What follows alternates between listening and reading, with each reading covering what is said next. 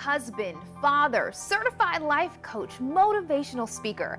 Lester Young holds a number of titles. Another that might be surprising to some, convicted murderer.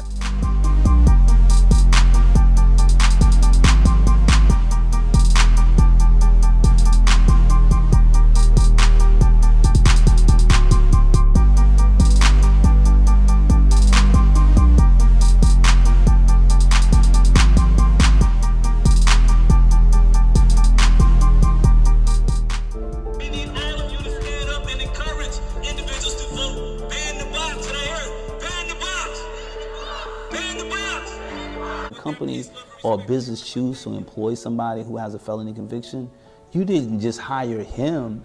That person has an entire family. Welcome to another edition of Law and No Order Special Survivors Unit. I'm your host, Holly Sabrine, and we sit down and have some amazing conversations with people about the choices they made with the chances they were given, but ultimately how they are changing their story by writing a new chapter. I am here with an amazing man, Mr. Lester Young, and I can't tell you, man, I can tell you so much about him. He is a phenomenal speaker. He is the founder of Path to Redemption. He is a reentry specialist, and we can go on and on, but I'm going to allow him to tell you about who he is. So, Lester, tell us, who is Mr. Lester Young? As I mentioned earlier, I think that's a very important question. And who's Lester Young? I would say Lester Young is a person that is still evolving. I don't have a complete definition to define who I am right now. You know, I'm still evolving, still discovering, still reaching these different levels to figure out who am I, you know. But as of right now, I know that I'm a person, I'm a father, I'm a husband, I'm a community leader, I'm a person, a philanthropist. I love making an impact in our community. But these titles, I believe, will continue to elevate as I continue to go through this journey called life, you know? Yes, I do. That's fair. Still evolving. Yeah. So what tools are you using on this journey of evolution? On this journey right now, my Path to Redemption journey, it's really just about personal self-reflection a lot, more so of just me doing more interpersonal work, trying to figure out those small glitches, the things that may have been disconnected, you know, the understanding the pain, understanding the trauma and how those things shape my perspective at a younger age. And as I'm moving into this adult life, how do I make sure that the things of the past does not continuously showing up in the scroll of the future, you know? So that's where I'm really focusing on, and that requires a lot of interpersonal work, prayer, journaling, coming out here in nature. I do a lot of self-care, and I'm more of just wanting to be able to continue to discover who I am. As I said, it's a constant quest to find out who I really am, and I may never find out that person, you know, but maybe the world may after you transition, you know. Yes. So you talk about nature and how much you love nature, and I have listened to so many of your talks, so many platforms that you have spoken on, read your book, and one of the things that you talk about that you love to do is hiking. So I figured this atmosphere was probably close to nature, and you know. This is I'm telling you, this is a really good vibe. I actually come out here and run a lot, you know what I'm saying? But I never tried a podcast, which is you the first. But yeah, I just love water. Water represents life, tranquility. It just represents a different vibe, you know what I'm saying? So especially for people like us, meaning people who are formerly incarcerated people, coming out into nature is part of a healing process for us. You know, it's so much things that this provides for us. It's a grounding. It's that place where it allows you to just reconnect back with who you are, your creator, everything. So if, like, for me, when I feel a little wavering in my heart, my faith, you know, I come here. I walk around these places and I see the magnificence and the creation of God. And it's just a reminder to just keep moving forward, you know what I mean? So that's why I love nature. That's why I love hiking. Hiking symbolizes to me just conquering a mountain. If you conquer that mountain, meaning that metaphorically you was able to conquer something in yourself. So after the hike's over, when you're faced with a roadblock in life, I'm always reminded that, I just conquered this mountain, this physical mountain, but inwardly I have so many things I can conquer, and it just gives me that confidence and motivation to keep moving. That was amazing. So you talk about conquering mountains.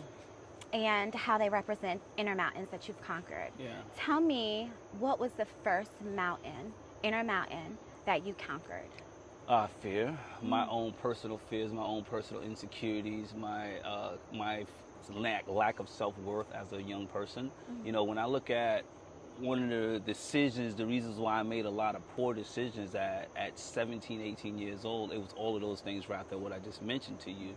So as I became an adult and started doing this interpersonal work and reflection, I realized that my journey in life will be the same if I don't conquer these particular things. So I had to like rebuild my inner self-confidence, my self-worth, my self-esteem, my fear of, or my insecurities. I had to like really focus on those things. So when I mention interpersonal work, that's what I mean, is making sure that I'm okay, making sure that I'm comfortable being in any space and being comfortable who I am. So those are the things that I had to really conquer. And then from there, it just continued to be levels to it. Awesome, awesome. Yeah. You also mentioned faith. How important was your faith in assisting you in conquering that first mountain? Oh, faith to me, the way I was raised, I've been always raised with a belief in God. Like ever since I was a kid, like we're sitting here on a Sunday, right?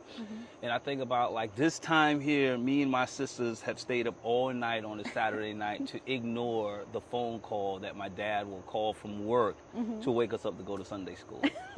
Yo, I never thought those, you know, those old phones. Yes. Man, I never thought those things would ring so long, right? But that's where it really started. Just my foundation and my family household was always built upon a faith and a belief in a God, something superior. And as I continue to get older, I wavered from it. But being incarcerated, you know, man, just being incarcerated, remember my dad coming up to the prison and challenging me like, son, you made this mistake, but this would not be the definition or the defining moment in your life, that you have to reach out to God. And for a moment, I was like really stubborn. I was like, God, I mean, like, Dad, why should I call on God? I did, and he allowed me to get this life sentence. You heard what I just said. He allowed me, right? It was no ownership in the decision which I made. And once I took responsibility and said, God didn't put me in this situation, I made the choice, but God will make a way for me. And that's when things started shifting in my life. So faith is like that beacon, that North Star, that thing that when all friends and families may walk away, you know, at the end of the day, in the beginning of the day, that there's a supreme being that is a God that watches over you and protects you every day of your life. And that's the greatest security that I've ever had. And that's what my faith does for me. That was powerful. Yeah, So, it is. Tell me, who is Gary Bordeaux Jr.? That's Gary. Gary is an individual, and I'm glad that you mentioned that, because I always want to acknowledge this person who I unfortunately took his life. I took his life coming up on about 30 years now. I took his life over a drug dispute. I really don't know him prior to the situation, but over the years I've had an opportunity to learn bits and pieces from his family, you know what I'm saying, learn more about him. And I think this is very important. When you're young or when you're out in these streets, you don't think about that, the people that you harm, that behind that person, there is family behind that person. And because of my just immaturity at that age and just the lack of empathy, you know, I took this person's life over some drugs. And nothing, when you look at it, it was no need, no value, nothing was of that value for me to take another person's life. So Gary to me will always be the beacon of light that has really been the not the callous, but just the thing that pushed me forth in becoming the man that I am today. So I honor him by living my life of redemption and being able to live his story. So again, I thank you for that. Yes, yes.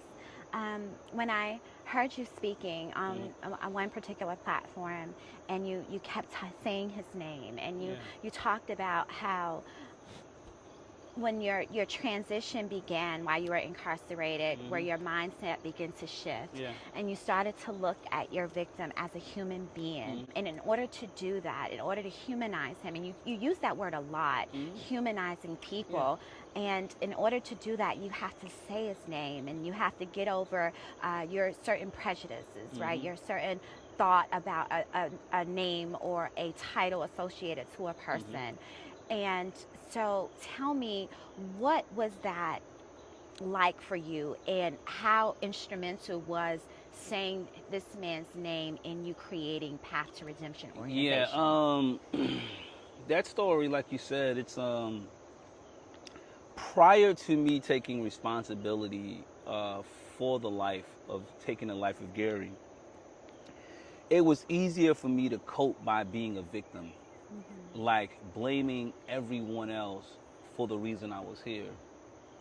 And in blaming everyone else, it was easy for me to strip him of his dignity, his humanness, right? That was my way of coping. It was not callous or anything. It was just my way of coping with taking a life, right? But I share this story always, and I share it on this platform, is that I remember it was on a Friday night. I was watching this show called Dateline, and Dateline need to give me some money, right? But anyway, I was watching this show. You know, in prison, you're sitting back on a Friday night. There's nothing to do. You sit and watch TV, or you read a book, or you play cards. But I was I was watching TV, and I saw this show on Dateline. It was talking about the loss. It was about unsolved crime, murder, and it was a mother really grieving on the loss of her losing a son.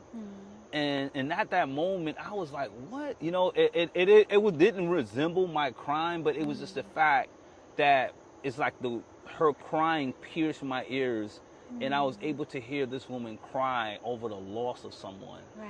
And I was internally struggling with mine as well, that I took this person's life, and here I am sitting in prison with a life sentence. How do I make something out of this whole situation? You know, so prior to watching this show, I was fasting and praying, but I still had this victim mindset. Right. Like, I'm the victim here, but I'm going to still call on God. I'm going to still fast and do these religious things, right? But it was like, I felt no growth in that whole process. Right. So it's like, this night, I watched Dateline, and I went to sleep thinking about this woman and hearing her, and then it's like I started thinking about Gary's family as well. Like, this man had a family, he has children, he has a father, has brothers and sisters, and it just really hit me. And I woke up a couple hours later, and I found myself crying, sitting on the side of the bed in that prison cell, crying. And you know, I was on the top bunk, so my legs hanging down off the top bunk. My roommate, he's down there, knocked out. And in that moment, I remember getting off the bed, and it was a corner in my cell, and I went and I prostrated in like a fetus position. I started crying, begging God, and once again with a victim mindset, and asking God to forgive me. Right. And it's like, God said, I've forgiven you. You have to seek forgiveness for the person in which you've harmed. You know, and you see that a lot, where people want God to do things for them. They want relief, but they don't want to take ownership for the actions that led to their situation. Right. So that's where it happened for me, is that in that moment, God was like, I've forgiven you. You have to seek forgiveness from the person you harmed. And there's a lot of lessons in that too. But I just go to this point, is that that's where I started. I had to ask this man to forgive me. I had to call this man name. I had to see this man as a father, a husband, a brother, a son, an uncle. He was even in the military. You know what I'm saying? These are things that you learn after the fact. So in that, I remember seeking that, and I called his name, and I felt like there was a moment of forgiveness there. And in that, I remember making a promise to him. I said, I would honor your life for the rest of my life.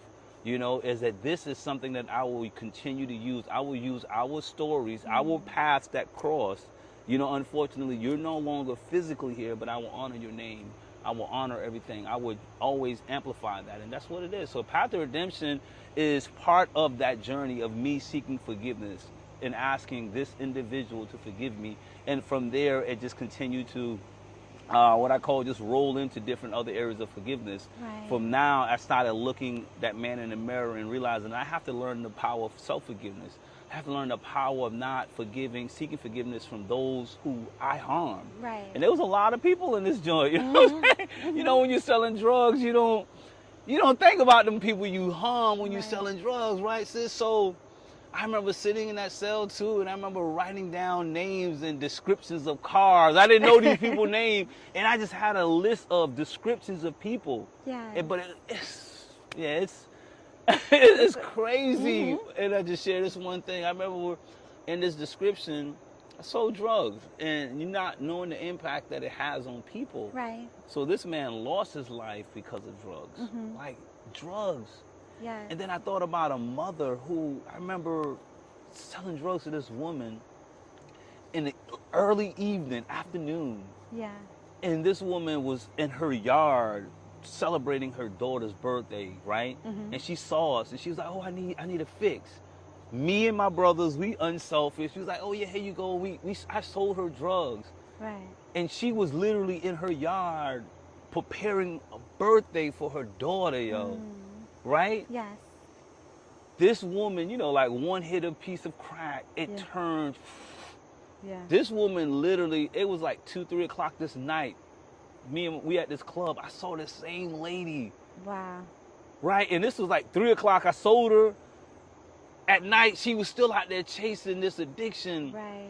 And her daughter, she should have been home with her daughter celebrating her birthday. And I remember driving, we left the club and we drove by. And I don't know, but something just told me to look over to this house where I remember, and I saw the balloon still up, the table and everything. And that stuff haunted me when I was in prison. I was like, man, I wondered, how did that young girl feel that her mother did not come back home for her birthday? Right. She had good intentions, but an addiction was way bigger than that. Yeah. So I had to like write a letter of forgiveness to her. I never knew her name.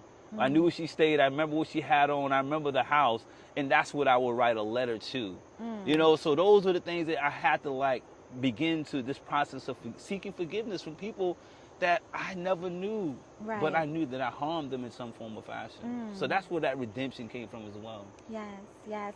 I can definitely relate to that story because I too, when I was incarcerated, first of all, when I got a 25-year prison sentence for drug trafficking on my first offense, the first thing that you do, especially when you go behind the wall and you meet people who have murder charges or things like that, and they got 10 years and 15, you're comparing your time to them, and you're like, this is totally not fair. Like, how did I get 25 years for somebody volunteering or wanting to buy a thing and someone taking someone's life, they just get, you know, just a little bit of time. But then one day I too was watching the news, and they were talking about this case in Hartsville, and a mother was cooking on a stove and obviously got a phone call, a text or something, and she went out to get some drugs. Well, she left the stove on, and she had about 4 or 5 children.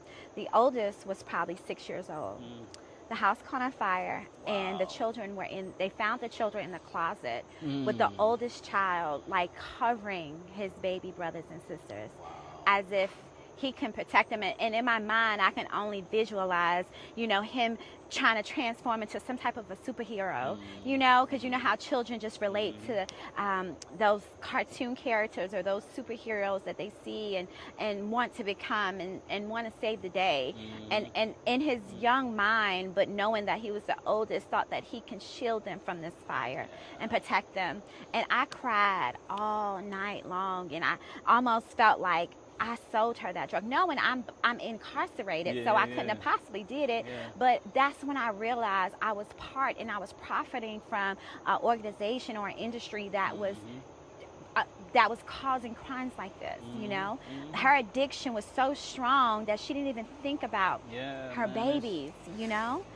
So I totally can relate to what you just shared. You just think about it though, right? Like when you out in the world, and you're in this game of drug dealing, gang banging, and living and committing these crimes, you in the moment you don't see it, but then when there's going to come a moment, like I tell these guys that when we go to our spot, Department of Juvenile Justice, right, and I see these young guys in their rooms, and I'll be like, yo, have the wall started talking to you yet? And they'd be like, man, you dead right. Because out here in the real world, in this society, you're engaging in these behaviors that you may be profiting from now. But every one of us hit that wall of realization that, yo, what I did was completely wrong. right, And the great thing is that you and I was able to find peace and find redemption in that situation. right. There's a lot of people fight that. I've seen people in prison literally fight when those walls started talking to them in reality, get these reality checks. they can't deal with it. They're conscious. They do everything they can to fight it to a point where they now start finding themselves slipping from sanity to insanity, right? Right. So it's a blessing for you and I to have found redemption in those situations like that. Right. Because we don't realize the harm that we do. We're not, like I said, selling drugs. Yeah, I got a pocket full of money, but that's blood money. It is. You know, and we got these things, so now it makes a lot of sense when you see back then when we were out there in that lifestyle, you're finding these, after you make the money, you're partying, and now it makes sense that we were doing these things to like try to find peace in the chaos and the harm that we have caused. Blood money don't make you sleep well. Right, right. It just doesn't. Ooh, you said something that really caught my attention when you were speaking about how not understanding the impact you have on everyone that's connected to your victim, right? And so, in order for you to move on and to be able to be successful on this path of redemption, you had to seek forgiveness. You started with calling Gary's name, right?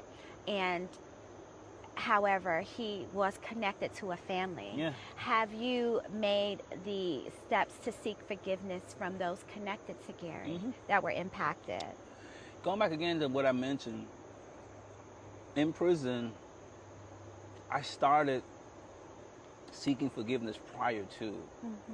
It's hard to, if I harm you, it's hard for me to come face to face with you and apologize to you because I fear rejection. Right. I fear that. Most people have a fear of rejection. So that's the reason why they never seek forgiveness or never approach a person. But in that journey of my redemption, I started writing these letters of forgiveness to Gary and to his family, like consistently.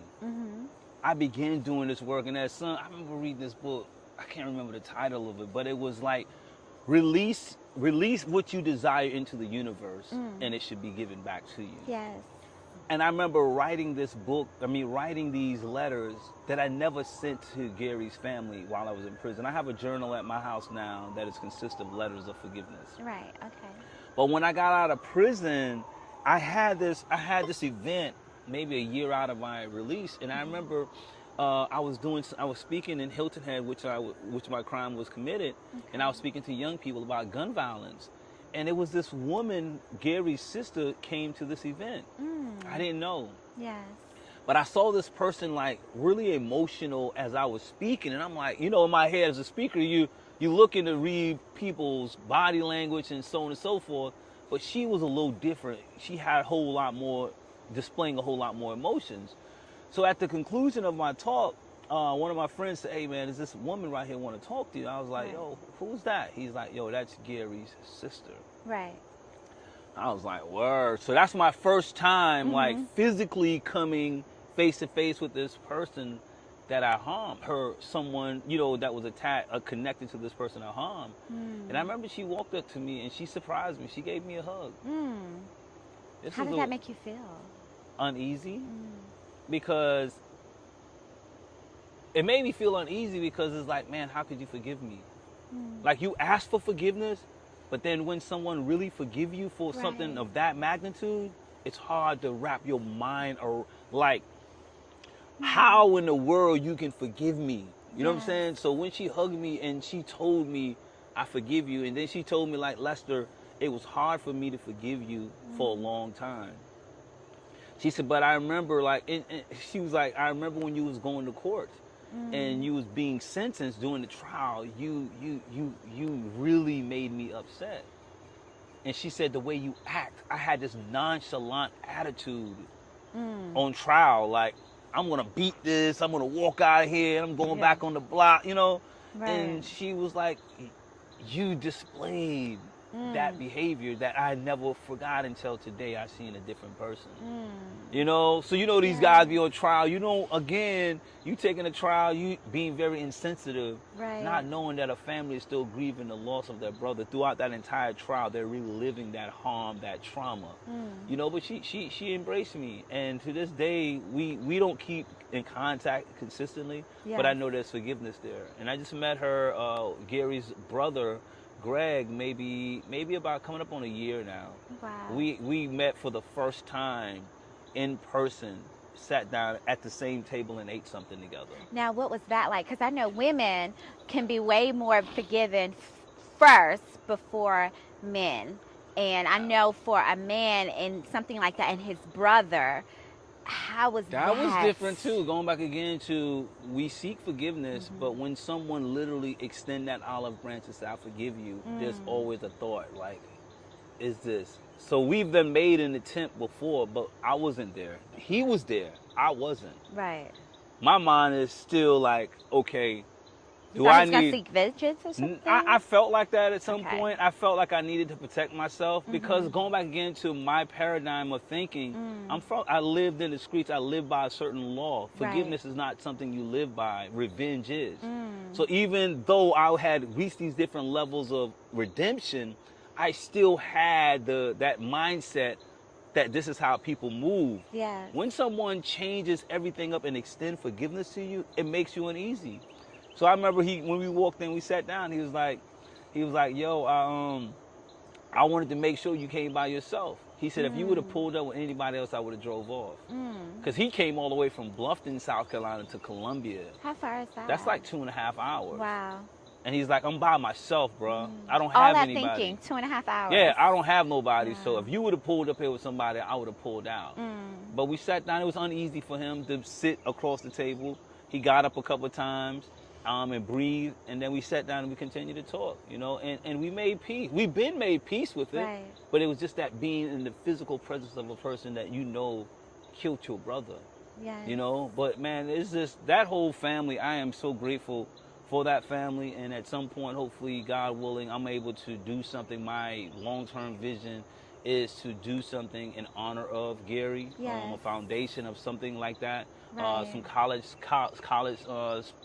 funds or something. Yes. 'Cause I want to honor that more than what it is, and for that family, you know what I'm saying? Because even when I went up for my pardon in 2020, the father, before he transitioned, they were like, yo, make sure you told Greg, make sure you call the parole board and let them know that we want him to be free. Release him off of parole. Whatever it is that he's trying to do, we're not going to oppose that.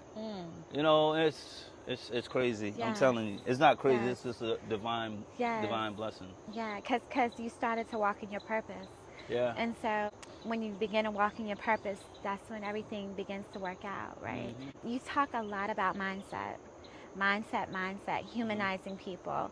Those words kind of replay a lot when you are speaking and you are motivating and you are trying to inform others. And one thing that you said was that your mind is like a garden, and you have to make sure how it's cultivated and using the proper tools to be able to do that. And then you talk about ants in that garden. Can you expound on ants? that? Ants. Yeah. Tell me about the ants in the garden. Yeah, it's right. It's like James Allen in the book As a Man Thinketh, So Is He. I remember that was one of the first books I read. Was given to me by one of the prison chaplains. He asked me this question like, Lester, where do you see yourself 5-10 years from now? In prison? Like, what are you talking about? Like, I couldn't understand what he was pushing me to think bigger. Right. He was pushing me to see that my life in prison still had value, but I didn't see it. So he gave me this book, As a Man Thinketh, So Is He. And in this book, I remember that it stood out to me. It said, our minds are like a garden. We're the gardeners of our own minds. What seeds we plant in our minds will grow or it will die. And I thought about all of the seeds that I grew in my mind, from my environment, from my peers. It was all seeds of negativity, pessimism, self-doubt, insecurities, low self-esteem, low self-worth. All of these things I planted in my mind. So in order for me to be able to be a different person, I have to cultivate my garden, which is my mind. I have to change the way I think. And that came through investing in a book, getting a book, and have the discipline to read page to page of a book. Right. Something I never did. I went to prison. I tell people I went to prison reading at a 7th grade level of education. Never read a book in my life. I had great fear of reading a book, right? But reading that book really opened up my mind to let me know that there's nothing that I can't accomplish. But the ANT stands for automatic negative thinking. Okay. When you think about it, right? Like when you're pursuing a vision or a goal in your life, what happens? you automatically have what? Negative thoughts, Negative thinking. thoughts, right. Right? Right. Because the way we have been traditionally taught. Like people like, whatever you're doing right now, people will be like, it's not possible. And you will start feeling the ants start crawling like these. Right. It slowly moves. The ants slowly started crawling. And before you know it, you be like, or you allow it to Right. make you believe, quit what you're doing. Every human being deals with this automatic negative thinking. That is just the way we've been traditionally trained. So how we have to reverse that, we have to make that investment in mindfulness, reading, keeping aware of our thought process, knowing that there's nothing that we can't do. If you visualize it, you can accomplish it. If you believe it, you can achieve it. That's Right. a real saying. Napoleon Hill says it in his book Thinking to Grow Rich, as well as the Thinking to Grow Rich, Black Choice by Dennis Kimball, or Thinking Big. All of these books, these individuals really show us and give us the blueprint to success. Right. It starts with the visualization. It starts with mindset. And a lot of us don't realize that we are not where we at in life. It's not that someone's holding us back. Right. Automatic negative thinking is holding you back. Ants is pulling you back from really accomplishing the goals that you want. There's nothing, sis, that you can't accomplish in life. If you have the discipline, have the mindset to go after it, you can accomplish it. Right. Plain. Like, you see people today, like you and I have been in prison for whatever amount of years, right? Yes. And people will see us and they'll be like, yo, they living their best life. They going after their goals. Yes. What makes us different? What makes us different Yes. is the mindset. Right. We got the same 24 hours in a day, same 7 days a week, 52 weeks in a year. I mean, in a year, 365. We have the same thing. Right. 86,000 seconds. We all have the same thing, right? But what makes us different is that we realize that we have to shift our mind. Right. And by shifting our mind, we are where we at today because of that. We visualize it. I envision Path to Redemption. What we're doing right now here in Columbia with the DJJ, that was something that was written. That was something that was envisioned. While I was sitting in prison, my mentor told me to write out a program, write out my life, and I did. Right? Going to Ghana, I remember writing that out. Writing my books. I had a 10-year plan when I walked out of prison. Wow. Buying a house. All of these things were written in the mindset, and I surrounded myself with the people. That's part of the mindset. Yes. Even when I wasn't able to find the people, I found my own community in books. Right. When I came home, I still read books. That's like, if I can't find people that think like me, I'm gonna grab a book. Right. And I'm gonna go and drink some coffee, and That's guess what right. I'm gonna do? I'm good. Yes. Yes. I know you're enjoying the episode, but I had to tell you about my brand new novel, Blood Ain't Thicker. A magnetic and masterful read. Compelling and captivating. Blood Ain't Thicker by Holly Tabrin. It's available on Amazon and at www.hollytabrin.com. Back to the episode.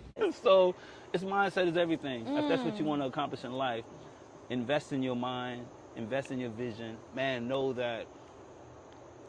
just know that it is possible.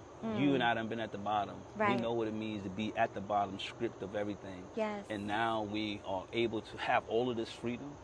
And people out here playing with the 86,000 seconds. Yeah. They playing with it. Right. And they mad at you and me because we doing it. Right. They Right. don't need to be mad. Right. Our mind shift. Your mind hasn't. You still have a fixed mindset. We have a growth mindset. And those are two different things. Right, right.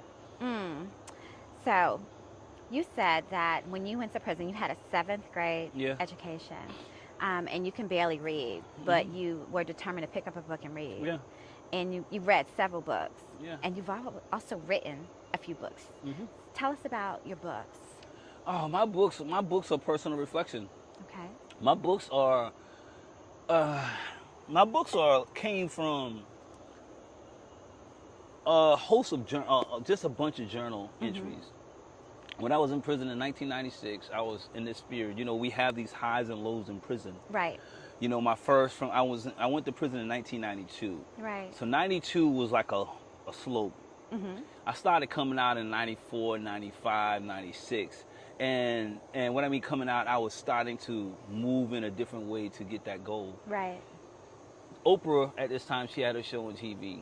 And she used to bring this sister named Ilana Vanzant all the time on the show. I love this sister. Yeah. One day I'll look the chance to meet her, right? I'm envisioning that, right? I'm going to tell Ilana Vanzant this story. Yeah. But in this, she was talking about, again, gratitude journaling. Yeah. I was in prison at that point where I was trying to, like, that plane is about to take off, and I needed something else to push that plane up, and it was gratitude. And she mentioned, like, writing 5 things down that you're grateful for in the morning and at night, and I started writing these things down. And that's when life started changing for me. And in that process, I started journaling for the first time. I started writing down my feelings and my thoughts. I started doing self-reflection. And in that, I discovered the 5 stages of incarceration. Wow. I realized that as I was writing, after a couple years, I started going back to my journal, and I realized that my first stage of incarceration was self-denial. I was denial about all of the things that led to my incarceration. My second stage was anger. I found myself writing about how mad I was, mad at everybody. Right. And then the third stage was the victimization stage. I was the victim, the white man that did this to me, the judge, the court, y'all wrong, you know what I'm saying? Yes. And then the next stage was forgiveness. That's when I started going through that process, when I told you about the dateline and me laying in a fetus position crying. That was forgiveness. And the 5th stage was transformation. But the first 3 stages was a common stage. And when I wrote it down and I started, like, you know, talking to guys in prison, I started teaching class. Again, I never taught a class ever in my life. I led people in criminal activity, never led people into a book club, right? But once I started doing that, I started realizing that there were individuals in prison that were struggling with the same thing I was struggling with. And that's when I started teaching. I wrote out the outline for this book 10 years before I got out of prison. The books that I've written so far, they were books that I've been teaching in prison for over 10, 15 years. Wow. So the one is called 5 Stages, 5 Stages of Incarceration. And the other? Other's called 5 Stages of Growth. And in that one, that is the stages of growth is 1, finding healing from your past pain. Growth cannot really come about if you don't heal. Okay. You're not going to grow into being the person God created you to be if you don't focus on healing. You have to heal. And then the second is called finding your voice. In healing, a person finds their authentic voice. That's right. You found your voice. I found my voice. If you are not healed from that thing, it's hard for you to talk about it. So, like, some people say, Lester, how are you able to talk about taking this person's life? Or how are you able to talk about these different pain points in your life, losing your mother at 16 years old? And I tell them that because I've been able to heal, I'm able to speak about it. And by me being transparent about it, I'm able now to help transport people. Right. You have to be able to do that. And you see a lot of people, they want to speak. They want, I love what you have to heal first before you can speak. You know, so those are the different stages of growth that I talk about. Mindset, purpose. You have to have a purpose. And in this purpose, I always say this too. You're familiar with the 3 V's. Okay. The 3 V's are called vision, valley, and victory. I like that. Don't steal Vision, that. valley, Don't victory. steal it. Don't steal Listen. it. Don't steal it. But I got trademark on that. That's your favorite line. His favorite lines are he gonna send me an invoice and everything trademarked. Yeah, but in this it's called vision, valley, victory. And all of us, and I just close it with this, right? We all have a vision in life. We all have a vision. Right. But very few of us are willing to go into the valley. Because when you look in the book, in the Bible, every prophet that God gave a vision to, all of them had to go through a valley. All of them. All of them. What man of God, what person in any religious text that God gave a vision to that he didn't carry him to the valley? Those are the ones he chose. Because you know what? And it reminds me, I'm so glad you said that, because you are the personification of this quote, and so many other people that I know, is that in order for you to lead well, you are tested in how you handle loss. How do you handle failure? How do you handle disappointment? How do you handle a no, right? And you just said how you could never see yourself speaking and things like that because you used to lead people to do negative things, right? But you were a leader, right? And it's just that you were leading people in the wrong direction. So shifting that, and because you were leading them in the wrong direction, you were losing, right? Yeah, so much to unpack out of that. Right? It's so much to unpack out of that. And how do you handle loss determines how great of a leader you are, and you are a great leader.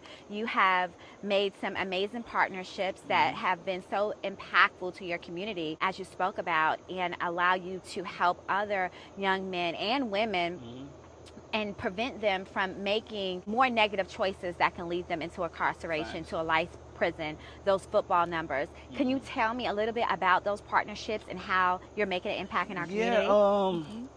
I'm not from Colombia. Okay. And you know, moving to Colombia was real hard for me.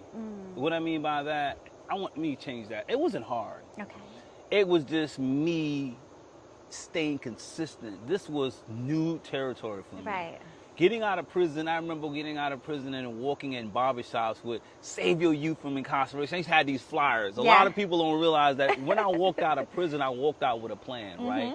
I literally was walking in barbershops, didn't know nobody other than dudes I've been locked up with in prison, you know, but I was consistent. I used to hold classes in the library for free and nobody show up, right? But in that, consistency paid off. Right. I kept showing up. I kept building.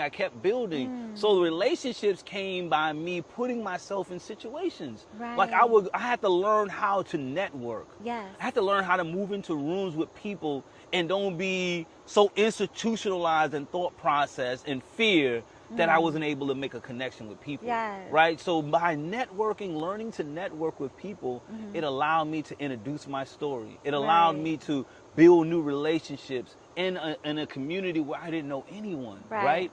And in that relationship turned into me, people seeing the value of the story.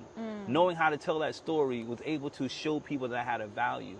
But I showed up, sis. Right. People wait for partnerships to come to you because, oh, I got a story, but no one knows you. Right. One of my mentors told me this, Ron Harvey says, he says, Lester, he pulled me to the side, I was at this networking event. He said, I want you to know one thing. People here, they do business with people they have a relationship with. He said, stop trying to do business and build relationships. That's right. Amen. Social currency. He said, build relationships first. And he said, when you build a relationship, people will support you. So in that, I had to shift it because I'm always in the sell mode from streets. But I started building relationships, showing up to people to support them. And that's where the relationships and the partnerships came from all of the partnership with Commission of Minority Affairs to now the DJJ, to Alvin S. Glenn, to prisons all across this country, you know, because I stayed in my lane and I built a relationship. I showed up, I supported, I shared, and I provided the content for free. A lot of people don't realize that what it says, that takes 10,000 hours to build something, right? Most people don't want to understand that, like, especially for those who getting out of prison. They want success because they see you, they see me, or they see someone else. They be like, oh, I want this success. It's 10,000 hours, bro. Right. That's real. Exactly. If you have not really put in 10,000 hours, and I was 10,000 hours, and I was thinking today, I'm like, yo, I'm coming up on 10 years of me being free. But I did 20,000 hours in prison that you didn't see. That's right. You didn't see that the work that I'm doing now, building relationships, I did this in prison, so I didn't come home to build this. It was already built. So I'm coming up on a whole nother set of 10,000 hours. And that's how my partnerships have been able to build. Like right now, we're building this out with the Credible Messengers with DJJ, which is a great opportunity. But it came from me showing up for someone else. And someone else knew the director, the new director that was coming into DJJ. My name was pushed at the front of the line because of a relationship I built. And I told you, I connected with you because of a relationship that I built. You know, this opportunity came about. Someone called me, said something came across my desk. And I think that you should be a part of it. And so when I reached out to you, you was like, how you know this? And this was low key. How you find out this, listen, you don't know who I know. Yeah, but it's just, and anybody who's doing business, you have to understand that one, you got to put the hours in to build a business. Two, it's about people you never, you build relationships with people. Every room that I've walked into, or I have not even walked into yet, because of relationships, I pushed my name out. Like, we was just on the Love Bay African Beats and Music Talk. Yes. This is an international podcast, right? And this woman from Zimbabwe that I met on LinkedIn. Okay. LinkedIn. Yeah, LinkedIn is the spot, bro. Okay, he put me on. I'm building up my LinkedIn. Yeah. LinkedIn, this woman said, like, Sir Lester. She said, Sir Lester Young. Sir Lester Young. Sir Lester Young. Yeah, but she mentioned how Path of Redemption, my message, has crossed the borders of the United States into Zimbabwe. And now inspiring young people that are in Zimbabwe prisons and being released about redemption. Right. That's relationships. That's how you build relationships. You have to get out there, and I have to give this to our sister Rashada Pratt. Rashada Pratt. You got, if you don't follow her, right? Okay. Her belief is, she said, visibility is power. Yes, you were telling me about her because they were she was having an event at the library, and you was telling me about Rashada. Yes, I will. Because she always speaks about visibility is power. So on these social media platforms, relationships and partnerships are built by visibility, transparency. Yes. I'm able to tell my story in a transparent way, which resonates with people. And because you're visible, that opens door for you. So this contract, as I mentioned with DJJ, was built on a relationship. I never knew that this lady mentioned my name in a room that I never walked into. So our names will be mentioned in a lot of rooms. But we got to maintain consistency and authentic with our brand and stay in our lane. You know, you see a lot of people, they... Yes, everywhere. Like, bro, just stay in your lane. Stay authentic in your lane. Yes. And relationships and partnerships that you desire will happen. I know what my niche is. I know who I speak to, what my message is for. I'm not going to change that. I'm not chasing a bag. I'm chasing impact. That's right. And that's the difference when you're talking about these partnerships. If you're chasing the bag, sometimes these may not be good partnerships for you because it's a thing about money. I'm not driven by that. I know the God that I believe in and trust in. He will provide me with all of the provisions I need to continue to walk out my purpose and goals. Yes. That was so many gems right there. So when I heard you speaking at the organization that you used to work for when you came home from prison, Tyson Foods, and they had called you back to speak, and what really was so amazing is the audience in which you were speaking and the panel in which you were on. The lady who was hosting, who was giving you the questions, was a former prosecutor, right? And she talked about how she put a lot of people in prisons, but how she recognized how broken the system was when it came to reentry. And you, as a reentry specialist, you spoke a lot about humanizing people in order to give them an opportunity of a second chance, because again, they can never change the crime, right? It's done, it's committed. You can't go back and change, but you are constantly evolving as a person. You're making better choices and you're transitioning your life. You're making yourself a valuable asset, because you spoke about how you nailed the job because you ensured You're doing your that. homework, You did your What you homework. doing? What you doing? You know, I don't play no I thought games. you were I don't taking play it. no You did your games. homework. You did Listen, your I homework. don't play no games, all right? I was ready for this interview. Yeah. I am so grateful that you gave me the opportunity to sit down. You know, I'm still going to dodge that invoice, though, because, you know. But you to that point, right? Yes. The partnership with Tyson Foods, I got out of prison, I started working for Tyson. I told people when I was at Tyson, I said, I'm not going to be here long. They was like, everybody get out of prison say that, and they've been up here 5-10 years. I said, I'm different. I'm not going to be here long. Tyson is only going to be a step up for me. So go back again to what I mentioned, like using these situations to continue to evolve. I knew my purpose, my destiny. Tyson was only a thing to allow me to build a foundation. And that means you got to build something before people can follow you. Right. God told Noah what? To go build the ark. Build the ark, that's right. Noah, before you build the ark, and then the people will come. Don't worry about the situation. Just build something. A lot of people don't want to build nothing. No. They want people to follow them without building. So my 3 years at Tyson was about me building a foundation. Not realizing in this, I was building a partnership, a potential partnership. The stuff that I spoke about on that panel at Tyson's headquarters in Arkansas. Yeah, Arkansas.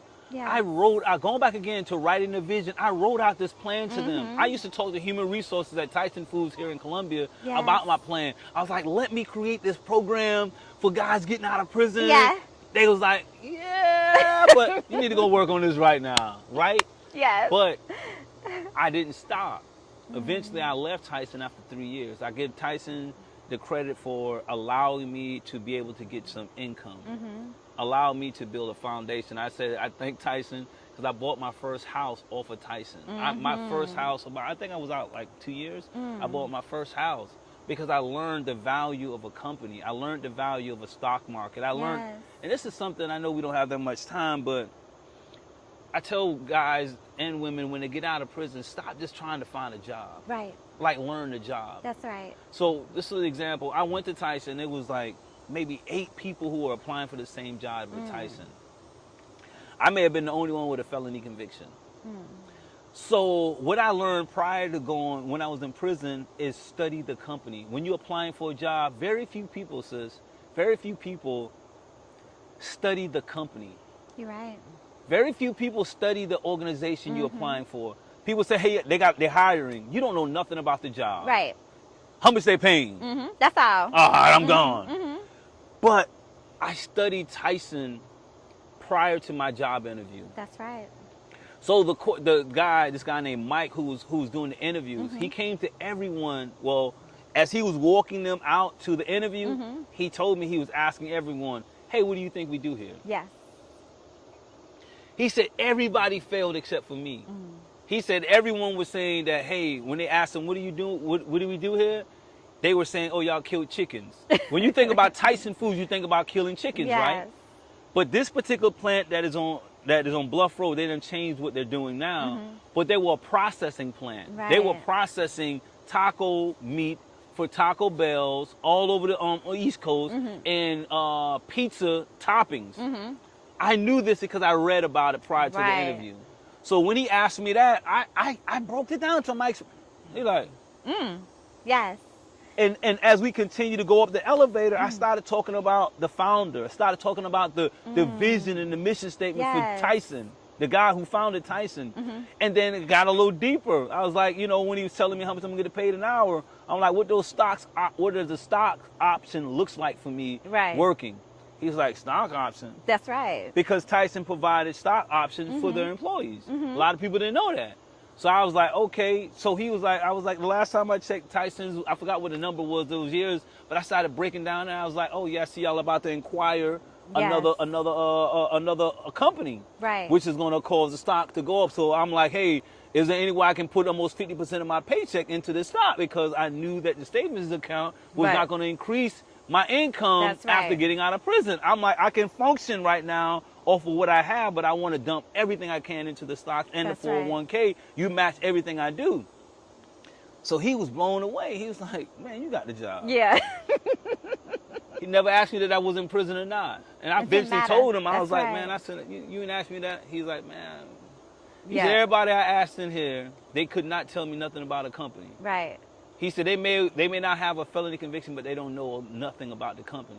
He said what made you different is you came here with an understanding of the culture of this company. Right. And that's how I was able to go to Arkansas, sit down with one of the grandsons of Tyson, Eric Holder, a person I remember sitting in prison, the Attorney General, Eric Holder. I know, that was, I was like, when he popped up, I said, wow. Yeah. Wow, and what was that like? It was crazy. Having that dialogue. And then when he said you knew more than him in this area, like, bro, he said, yeah. Like, I said, yesterday's prices ain't today's price, though. Don't be trying to send me no invoices because every time you was more knowledgeable than him. Yesterday's price is not today's price. You keep threatening me with that. No, I'm just saying that he added value to it. You know what I mean? He But did. it's just like every moment that I've had since being out of prison has been moments of unrealness. But those relationships that you build relationship with people, they open the door for you and give you opportunity to continue to help you elevate your platform. So I'm always in awe in how God is manifesting things in my life. But again, write the vision down and chase it. Yes, and write it will the be vision, real. make it plain.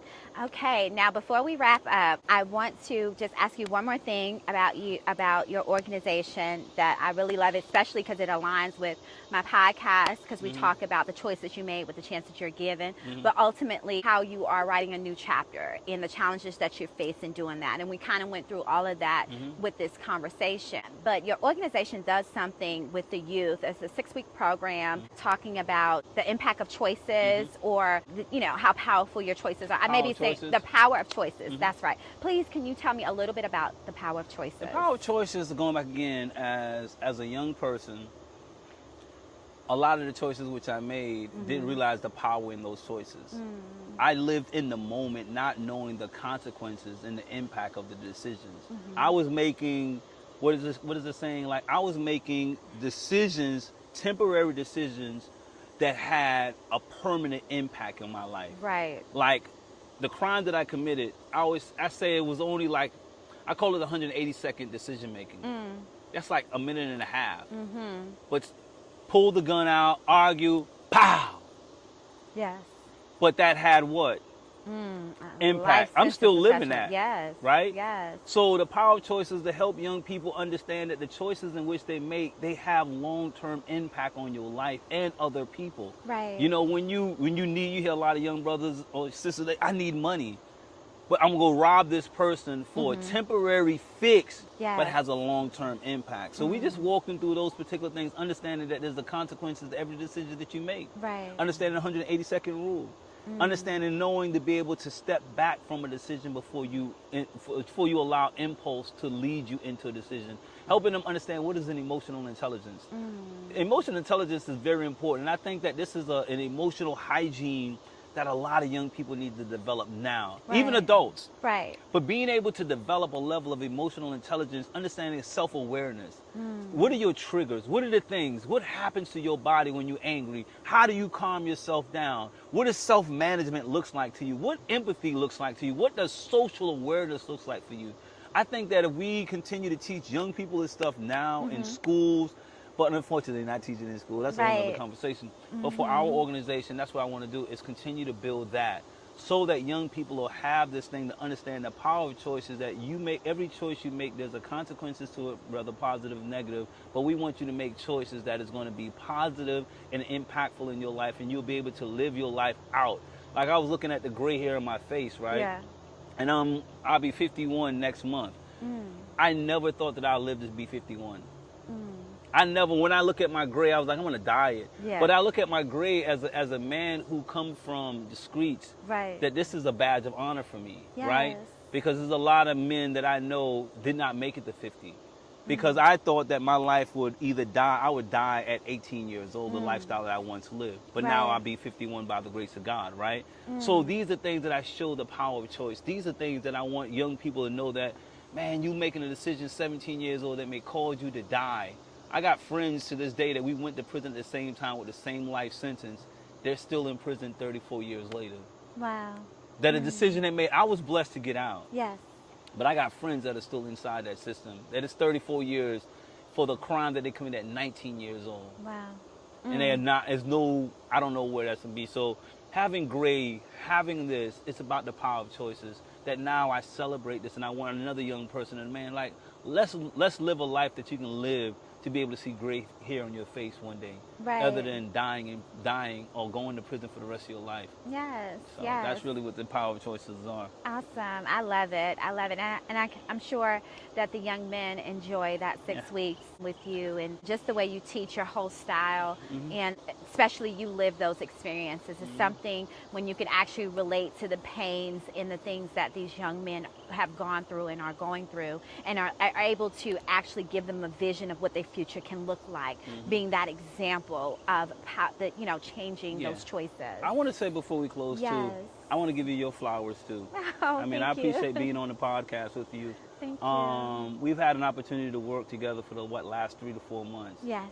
I want just right now give you your flower. I always do, but just on your platform, I respect your drive. I respect your vision and what you're doing as a woman of color, a woman of color, a woman who deals with collateral consequences, the barriers, stigma, all of this. I respect you as a woman in doing this work and turning your pain into a purpose. You using your story through your books, through your connection, everything to empower people, and that's a blessing. You know what I'm saying? You could have easily walked out of prison. Most women I know that gets out of prison, they live in shame of their conviction. They don't want to tell their story because they're afraid of judgment. So for you to be open and transparent about who you are, the mistakes in which you have made, and now like you and I go into DJJ and you're doing this work and I'm watching you connect with these young people, like I truly believe that the work we're doing together is going to continue to impact these young people. We may not see it now, but even like you going to CC, Charleston, and spending time, and you're coming up with the September the 3rd, Day of Beauty, the Day of Beauty for the young girls at one of the DJJ camps, man. That's what they need.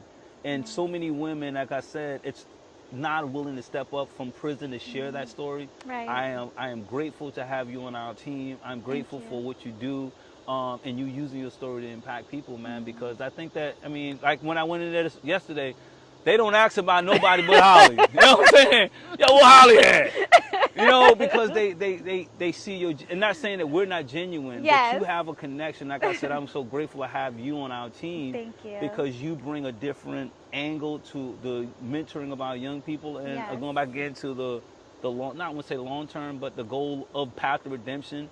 And as we move forward in these mentoring programs, is to create that opportunity for credible messengers, where you are now you're a credible messenger, but creating that department for women. Like went into this meeting a couple of days ago, and the lady was like, "Yeah, I like all of that, but do y'all have some women?" I was like, "Yep, that's right. I got her." You know what I'm saying? Here. We in the building. Okay. So I just want to just tell you that I really appreciate that, and just continue to walk in your purpose.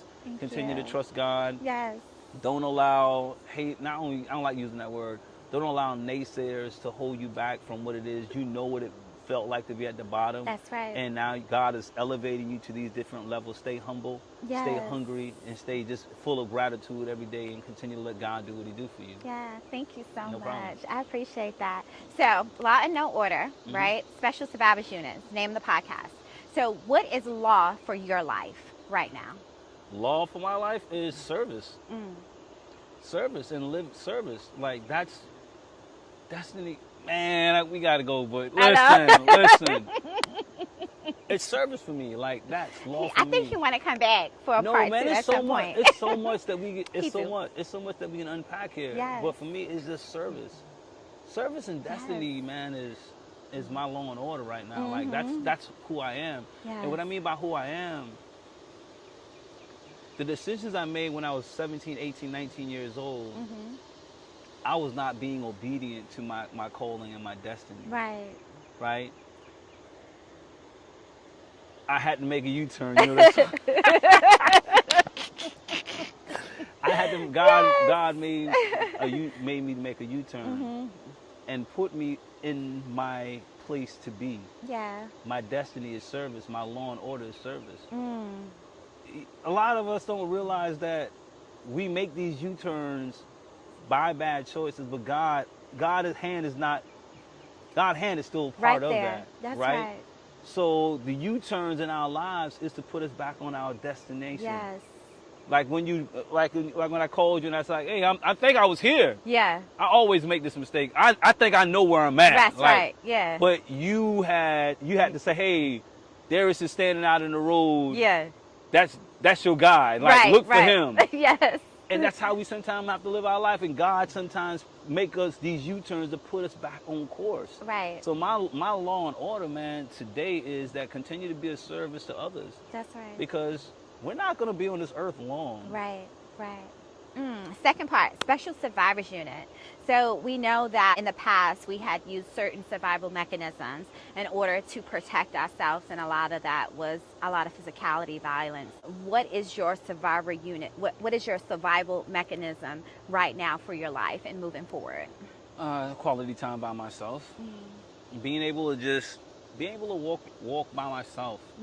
And I'm comfortable doing that. Yes. That's me. That's how I survive. That's how I cope. Like self-care for me is so important. Like, and I'm cool. One time had to have all these people around me. Yes.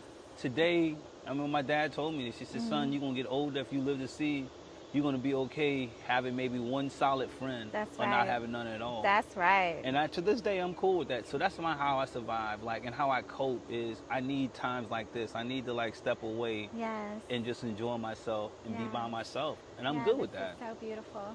It is. Yeah. You picked a good spot. Yeah, this really cultivates creativity. It's a beautiful spot. Yes. One of the gems of Columbia. This is God's work, and you are doing God's work. We are doing God's work, and I'm so grateful for you sitting down with us, having this conversation. Listen, you don't be sending me no invoice either.